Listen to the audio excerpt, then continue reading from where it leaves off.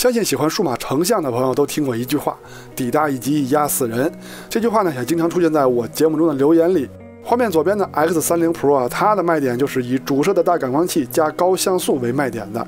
右边 S22 Ultra 在影像上的卖点也有一部分是主摄的大感光器加高像素，只不过这个卖点跟左边的 X30 Pro 比起来就不算什么了。但是三星的售价可比摩托罗拉贵多了。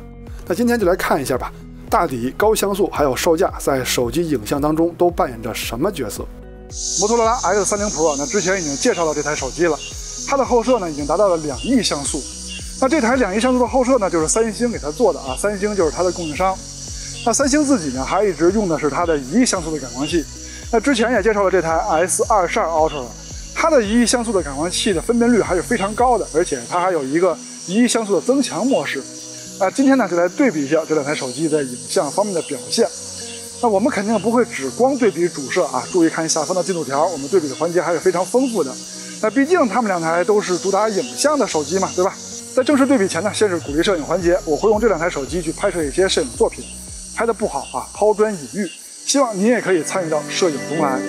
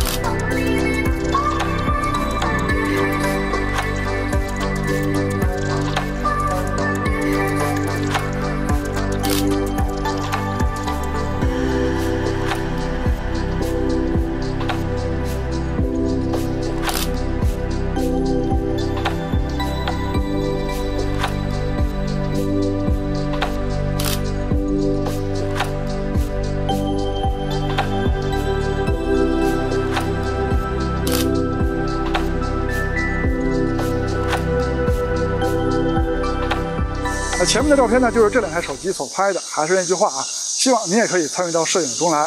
欢迎收看 ZPH， 记得点赞加关注支持我们，因为这样对我们的帮助非常大。那下面呢，就正式对比摩托罗拉 X30 Pro 以及三星 S22 Ultra 在影像方面的表现。摩托 X30 Pro 之前的节目已经介绍过这台手机了，它的后摄配置可以说是中规中矩啊。没有配备长焦镜头，就是主摄、超广角，还有一颗2倍的中焦。那毕竟它也不是很贵的手机嘛。三星 S22 Ultra 老选手了，它的后摄配置就比较夸张了，主摄、超广角、3倍的中焦和10倍的长焦啊。当然了，它的价格也是很贵的。X30 Pro 在拍摄界面中，除了有前面说的3颗光学镜头的焦段切换按钮以外，还专门给了一个微距的按钮。这台手机呢，微距拍摄确实也不错啊，前面已经看到了。那今天看看它跟三星比怎么样？三星 S22 Ultra 老选手了，就不用过多介绍了。总之呢，就是光学焦段比较丰富啊，焦段跨度也比较大。后面内容中呢，我就使用简称了，摩托 X30 Pro 我简称摩托，三星 S22 Ultra 简称三星。手机这么多颗后摄，我们就先从主摄开始说吧。从硬件参数上看啊，摩托这边的感光器尺寸更大，原生像素更高。摩托的原生像素已经达到了2亿像素，那相比之下，三星那边的1亿像素已经不算什么了。那实拍样片的区别会怎么样呢？这次咱们直接先从高清模式开始啊，摩托这边直接就是2亿像素，三星那边是1亿像素。颜色方面，摩托稍微清淡一些，三星的比较浓郁。在解析力方面，摩托的2亿像素还没有三星的1亿像素解析力高。注意啊，摩托的主摄感光器更大，像素也是它更高，只不过它更便宜。这还没完，三星的1亿像素还有一个增强模式，在增强模式的加持下，两边解析力的差距就更大了。虽然说三星的1亿像素增强模式画面有时候会出现花了吧唧的情况，但是解析力确实很恐怖。不过摩托的主摄有一个特殊功能，它在检测到光线比较好的时候会打开智能高清模式，这个时候它的像素是5000万像素啊，不到2亿，但是也比默认的1200万像素要高。在智能高清模式下，它的解析力是要强于三星的普通模式的，而且是强很多。那也就是说，只要是光线好，是白天，摩托的主摄在解析力方面还是很不错的。那现在回到都是默认状态下，都是1200万像素的时候，两边的成像风格差距还是挺大的。摩托那边的色彩还挺好的，但是没有三星那边丰富。你们更喜欢哪边拍摄出来的色彩呢？那解析力方面，两边都是默认的情况下，可以说是旗鼓相当啊，而且解析力都还不错。边角画质，也就是镜头的光路设计方面，摩托的稍微强一点。再看一组默认模式下的对比，除了颜色区别之外，在解析力方面，两边依然可以说是旗鼓相当。边角画质方面，依然是摩托的更好。那看来摩托主摄的镜组在光路设计方面，比三星的主摄要优秀一些。再看超广角镜头，从硬件参数上说呢，感光器的大小差不多，但是原生像素还是摩托这边更有优势。从实拍样片上看，两个超广角的视角倒是很接近，但是这个场景的宽容度的差距有点大呀。摩托右上角的楼房拍的都看不出来是楼房了，是云彩呀还是楼房啊？中心解析力方面，两个超广角的表现也可以说很接近，但是摩托那边的锐化更重。边角画质方面，两边是都有下降的摩托的锐化看着还是非常明显啊。再加上 HDR 宽容度的失误楼房看的肯定是没有三星清楚的。再看一组超广角的对比，这回颜色拍出来的比较接近这组的光线更复杂一些，而且实际亮度比刚才更暗。在解析力方面，这次三星的解析力明显更强摩托发挥的不稳定。边角画质方面，两边还是都有下降的，但是三星稍微强一点点。摩托的超广角跟主摄一样都有高清模式，只不过超广角呢是5000万像素的高清模式，但是也比三星的强三星没有高清模式。但是这个场景它跟默认模式一样宽容度都出现了问题，比如说左上角的天空，右上角的楼房拍的都比较差。但是在中心解析力方面确实是比三星强，而且强很多。说完超广角呢，咱们说微距。这两台手机拍摄微距最好的镜头都是超广角。摩托虽然说有一个专门的微距模式，但是它也是用超广角拍摄完之后再数码裁切的。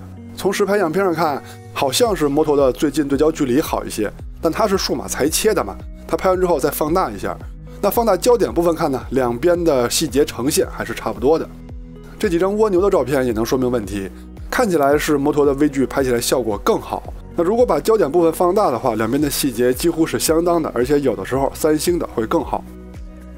这两台手机的售价差距是比较大的，那么在中长焦的配置上差距也是比较大的。摩托只有一颗2倍的中焦镜头，而三星有3倍的中焦镜头和一颗10倍的长焦镜头。那么它们在中长焦的对比上是没有悬念的。先看2倍焦段，2倍摩托是光学焦段，三星是主摄的数码变焦。但是在解析力方面，摩托的光学镜头也没有比三星的数码变焦更强。那这点有点不应该那咱们再看一组2倍焦段的对比。解析力方面，光学焦段的摩托依然没有比数码变焦的三星强。摩托的这颗2倍光学镜头有点尴尬。3倍焦段以后的对比就没有悬念了，那毕竟是三星的优势嘛。现在就是3倍的对比，摩托只能靠数码变焦了，三星还有光学镜头，解析力的差距还是非常明显的。10倍焦段的对比就更没有悬念了，摩托还只能靠2倍的数码变焦它怎么对抗三星的10倍光学镜头呢？差距是非常大的。哦对，刚才忘说对焦速度了，摩托这颗2倍中焦镜头在对焦方面还是非常不错的。三星的中长焦对焦效果一直是非常不错的可以放心使用。现在是3倍中焦的对焦表现，现在是三星10倍镜头的对焦表现非常不错。再看人像模式的表现吧，人像模式默认都是用中焦来拍摄的，摩托是用2倍来拍，三星是用3倍来拍。这回摩托的表现还是非常不错的无论是肤色还是环境的颜色，我觉得都是摩托的更好看。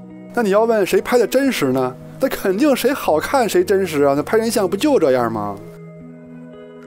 直出宽容度的表现，这两台手机都可以说是水平挺高的。之前就已经说过 X30 Pro 这台手机在直出宽容度环节的表现很优秀，没有出现过暗部发虚的情况。三星在这个环节的表现一直都很稳定，虽然说从样片上看有的时候会这个稍微强点那个稍微强点，但是总体的表现它俩的水平都挺不错。夜景模式的对比呢，摩托这边我之前没有找到关闭自动夜景的选项，但后来别人告诉我在哪关以后呢，这台手机的测试已经到了尾声了，没法再重新拍摄了。所以夜景部分的前半部分，摩托用的都是自动夜景，三星用的是直出。但是没关系真正的夜景测试还要到非常暗的地方，咱们先说城市灯光照明环境这种比较亮的场景，那么这两台手机的表现呢还是比较接近的。那由于摩托是有自动夜景加持的，所以有些样片它的亮幕细节、暗幕细节会比三星更好一些。但是到了这种光线非常复杂而且非常暗的地方，摩托主摄的自动夜景也盯不上劲了，在细节呈现方面还是跟三星的直出有差距的。相同场景超广角的表现，由于有自动夜景的加持效果还是比三星强一点的。从女流氓小巷开始就要进入夜景模式的对比了，因为场景都非常暗了。主摄的表现上，两台手机半斤八两，不用看谁更亮谁更暗，细节呈现两台主摄差不多。相同场景超广角的表现，在细节呈现方面也是同一水平。这个场景的亮度比女流氓小巷还要暗主摄的表现上，这回三星在细节呈现上明显强于摩托，超广角的表现，摩托稍微的强于三星。真正暗的环境来了祖传神树场景，主摄的差距非常大，一眼就能看出来是三星更强。超广角的表现也是三星更好，显示器环境主摄还是三星的要强强得很明显。超广角也是三星的强，最暗的场景祖传神树 Pro 主摄毫无疑问还是三星的强超广角其实谁强也无所谓倒是。那现在有一个问题看这几张主摄的对比，明显都是感光器更小的三星在夜景成像上更好。按道理说感光器更大的摩托应该更好那为什么它没有三星好呢？也许有人会说摩托的像素密度更高，每一个像素点更小，所以它的夜景表现不行。可会不会是成本的原因呢？这两台手机的售价差距还是很大的，那便宜的手机在感光器质量上，在镜组的质量上是不是也不行呢？视频录制的对比，我们依然用的是手机的默认设置，顺便看看走路防抖的表现怎么样都是手持。现在是主摄白天的表现，两边的颜色都还不错，但是防抖是三星的更好，解析力也是三星的更强。超广角的表现，颜色清晰度防抖这些两边都不错，但是宽容度的差距还是很大的，从天空中就能看出来，三星的表现明显更强。现在是2倍端录像的表现，摩托那边2倍是光学镜头，三星是主摄的数码变焦，在解析力方面还真是摩托的更强。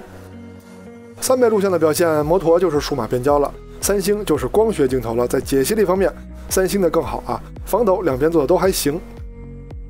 10倍端录像的表现就没有悬念了，肯定是三星的更强毕竟三星有10倍的光学镜头夜晚主摄录像的表现，摩托那边的解析力是挺高的，但是防抖明显没有三星强，而且暗幕细节也是三星的更丰富。相同场景超广角的表现就是摩托更好了，三星那边虽然说暗幕细节还是更丰富一些但是防抖跟摩托没法比。